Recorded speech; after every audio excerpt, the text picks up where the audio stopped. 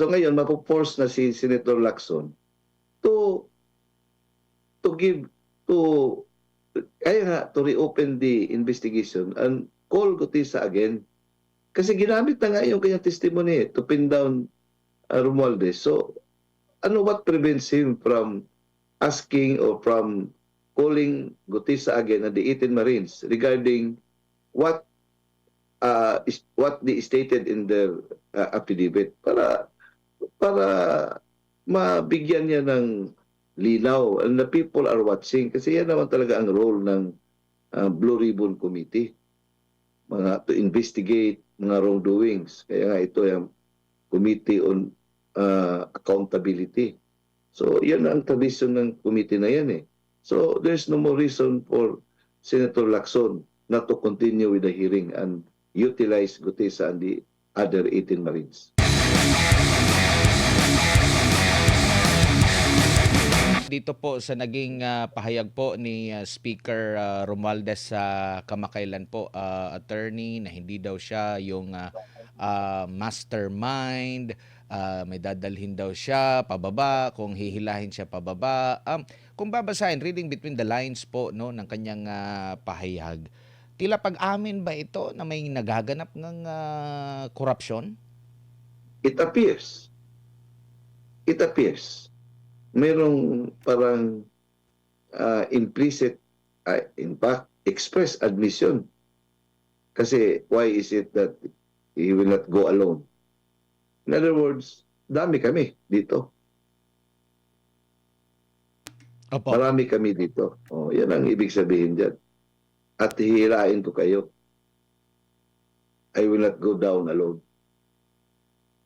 So, mayroong admission dyan. Ang maganda dyan, that would now compel the Senate, Blue Ribbon Committee, to resume its investigation regarding the flood control scandal and call the 18 Marines and Gutesa again because their testimonies are being utilized by the Ombudsman to pin down former Speaker Martin Romualdez. So in other words, ginamit na yan ng Ombudsman. Why can't the Senate utilize it for purposes of conducting its investigation? If the Ombudsman has already filed a case against the former Speaker, so there is no reason for the Senate to prevent the appearance of the Speaker invoking the interparliamentary courtesy principle. There's nothing there's no reason to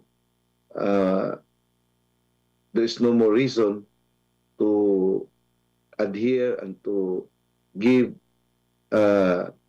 parang to apply the principle kasi the issue involved here is a massive graft and corruption, the magnitude of which is unprecedented in our history as a country, involving corruption scandal.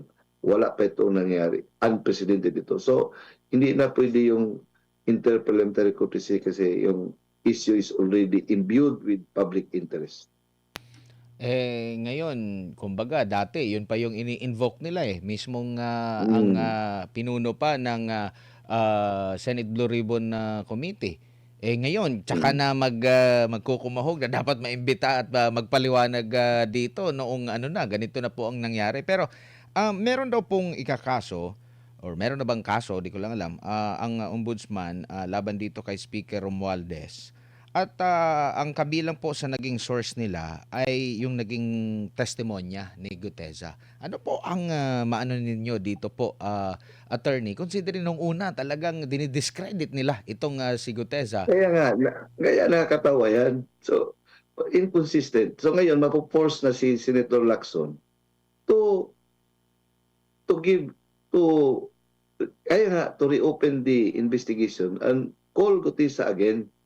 Kasi ginamit na nga yung kanyang testimony to pin down Romualdez. So, what prevents him from asking or from calling Gutesa again at the 18 Marines regarding what they stated in their affidavit para para mabigyan niya ng linaw and the people are watching kasi yan naman talaga ang role ng Blue Ribbon Committee, to investigate mga wrongdoings. Kaya nga ito yung Committee on Accountability. So yan ang tradition ng committee na yan eh. So there's no more reason for Senator Lacson not to continue with the hearing and utilize Gutesa and the other 18 Marines. Opo, so kumbaga napapanahon na talaga hindi lang si Gutesa pati na rin yung 18 Marines kasi nagko-corroborate sila at makokonekta rin natin doon kay sinabi ni Congressman Zaldico and sa recent na mga pangyayari hindi ko narinig na parang dinideny yung sinabi ni Gutesa at ng 18 Marines nitong si Zaldico, attorney. Yun nga, katawa-tawa na wala nang justification pa si Senator Lacson if he will live up yung historic role saka yung tradition ng Senate Blue Ribbon Committee. If he will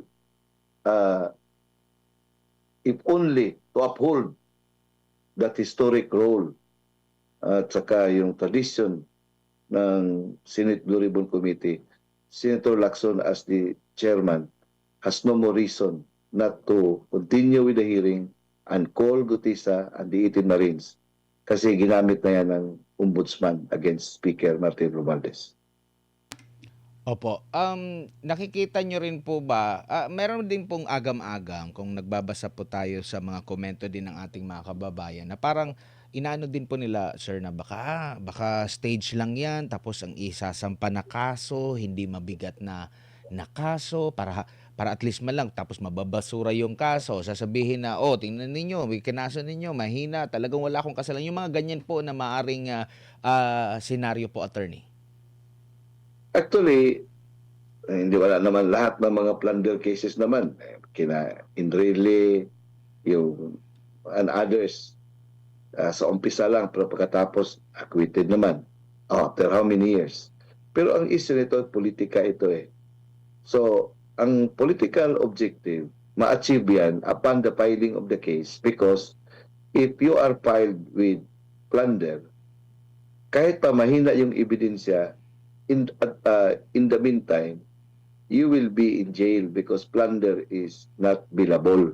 So, yung hearing mo for you to be granted with bail, it will take time, but in the meantime, you will stay in jail. So, for purposes of political points, kung gagamitin man yung kaso ni Speaker Romualdez na plunder just to demonstrate the fact na the President is really serious on running after corrupt officials of the country, especially those involved in the flood control anomaly na he claims not to be a part of it. So, ngayon nakakuha siya ng big fish. I think yung imprisonment ni Romualdez up to election period, that would serve as a political noise for political points on the part of the President. But yung ako, kung tatanungin mo, eventually, yung mga kaso na yan ay talagang kung hindi yan seryosohin, kung walang mga ibag-iba magtatayo pa ng mga witnesses na corroborate sa mga testimony, ang ending yan, pareha lang sa nangyari kina Enrile. So, but it will take time. By the time, tapos na yung political objective. Ito, Admar, it's not about conviction per se.